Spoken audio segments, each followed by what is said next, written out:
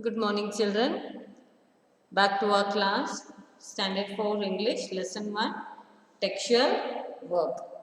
In the previous class, we started with the textual verb and section A, think, read and answer. Section A, choose the correct options to complete these sentences was completed.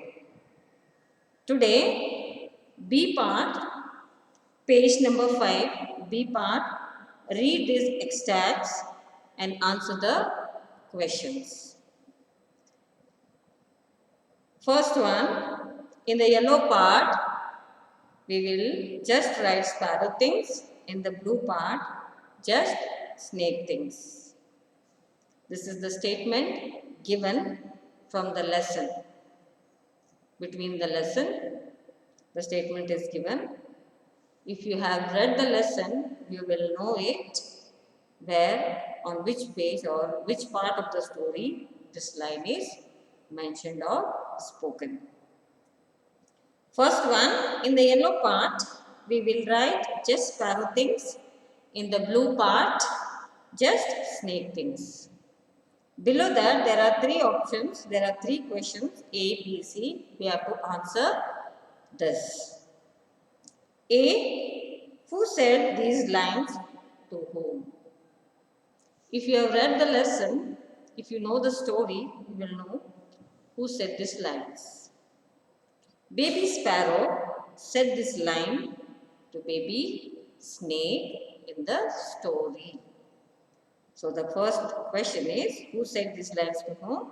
The answer is, baby sparrow said these line to baby snake. Second one, what did just sparrow things and just snake things mean? Again, this line is taken from the lesson. Just sparrow things and just snake things. What does it mean? If you remember the story, baby sparrow drew two circles on a sheet of paper. First circle, she colored it yellow, and the second circle, she colored it blue. And as the story goes on, as they both are discussing, they want to bring the difference between them. Baby sparrow said she will write all what the sparrow does in the yellow circle and all what the baby snake does in the blue circle. What does this line mean? Why was it? That was to bring the difference between the two friends, that is baby sparrow and baby snake. These will be the way in which we are different, to show the difference between a sparrow, a baby sparrow and a baby snake. So that is the meaning of the statement. Next one, the C. How many things did sparrow write in two parts? So the first part was the yellow circle where all the sparrow things were written, and the second part was the blue circle where all the baby snake part was written, details. So how many things did sparrow write in the two parts? So one was a yellow circle and the second one was a blue circle where they were differentiating. So overall, the baby sparrow could write three differences among themselves. Three differences among themselves in those two different circles. So the first part is done. The second part, giraffe couldn't fly. Giraffe couldn't fly and the bird was too tiny to fly over a long distance. None of them wanted to leave the other. So this is the statement from the story. Below that follows the questions. Where were giraffe and the bird? The answer is on the island. There were giraffe and the bird. Giraffe and the bird were on the island. Island. It is not island, it is island because S is silent there. So both were found on the island. Below B1, giraffe couldn't fly and the bird was too tiny to fly. Explain why this line was sent. Giraffe couldn't fly and the bird was too tiny to fly. Explain why this line was sent. Children, if you have read the story, if you have read the lesson, you will know giraffe is an animal that lives on land, and not only that, it is a huge animal. It is a very big animal. It is a very tall animal. So, the giraffe cannot fly. And at the same time, the white-billed bird is a very tiny bird which cannot fly too far or to a great height. So, it is a small tiny bird which cannot fly too far or to a great height. So, that is the reason why the giraffe couldn't fly, because it is a animal that lives on land and it is a very huge and tall animal. And in the second place, the white-billed bird is a small tiny bird. So that is the difference.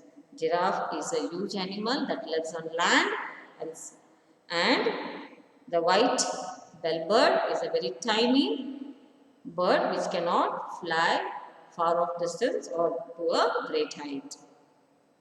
The next one, the C part. Why didn't giraffe and the bird want to leave each other alone? In the beginning, when the giraffe and the white-billed bird met on the island, they were unknown to each other.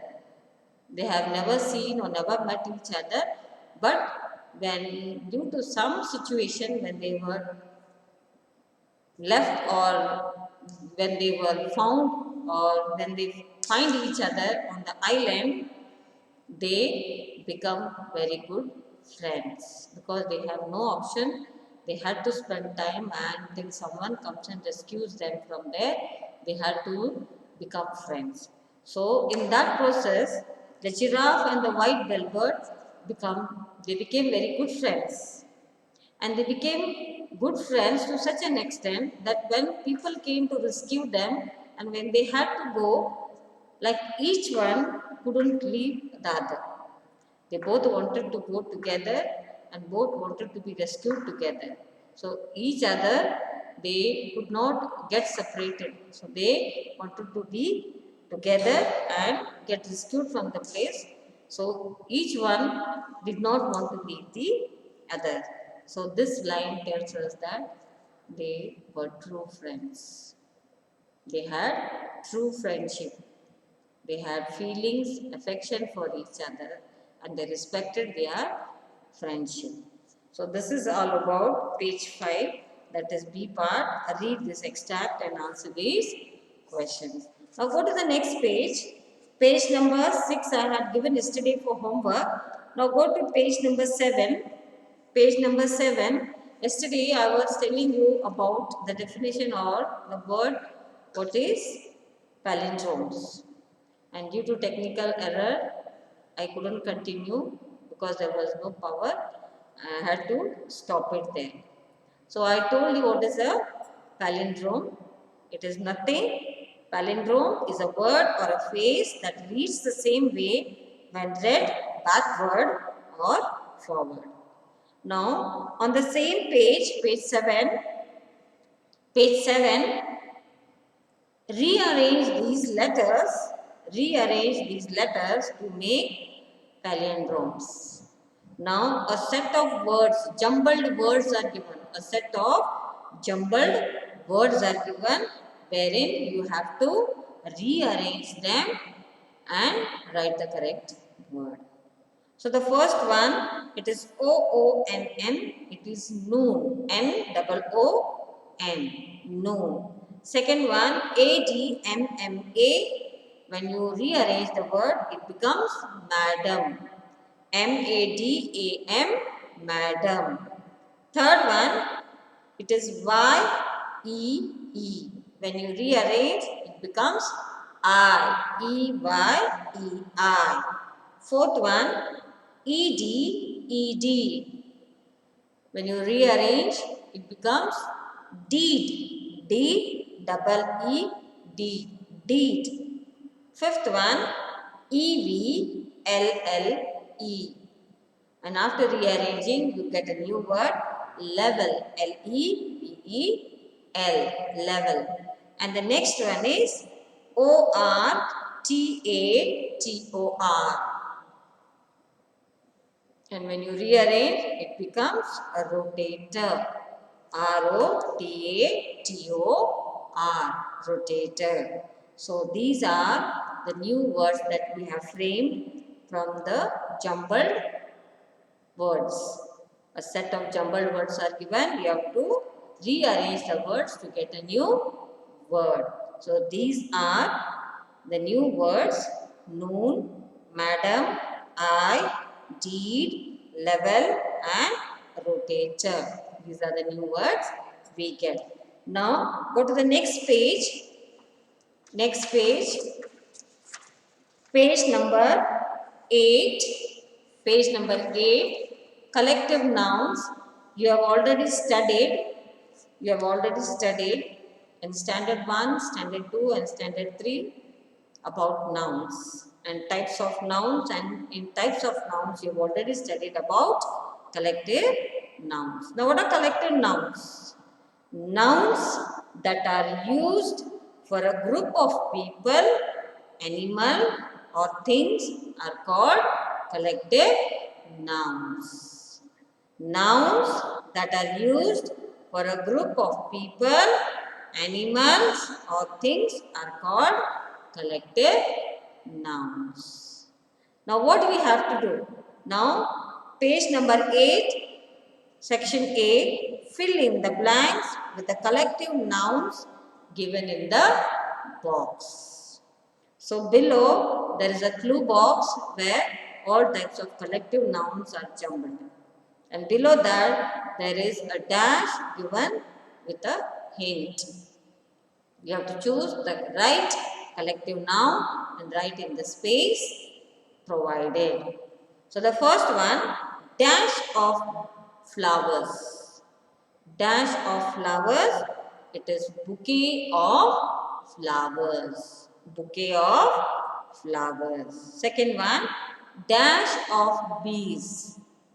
Dash of bees, it is a swarm of bees. Swarm of bees. Third one, dash of directors.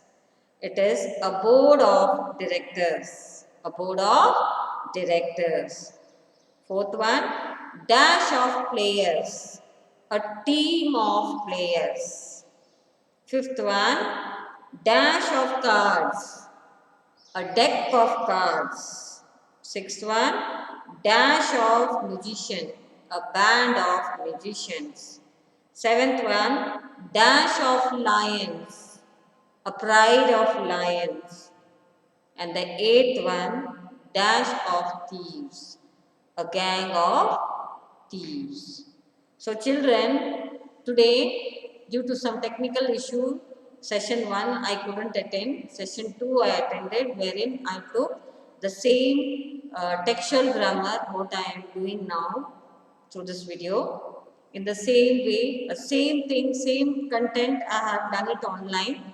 For people who have not attended the class today, can make use of this video link and then try to complete the work in your textbook. So whatever I did today, online class, the same thing I have done now in this recording video, and then I gave a little small task for homework. Page number 9, the C part, look at the pictures.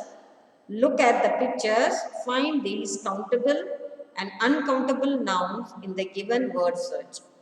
So there is a word search there. You have to search the countable nouns and the uncountable nouns. You can circle it using a pencil. This is a small homework I am giving you.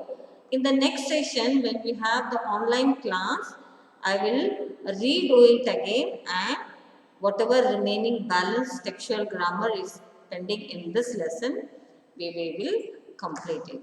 So till then, take care, be safe, and complete the given homework, and see you in the next session in the next class.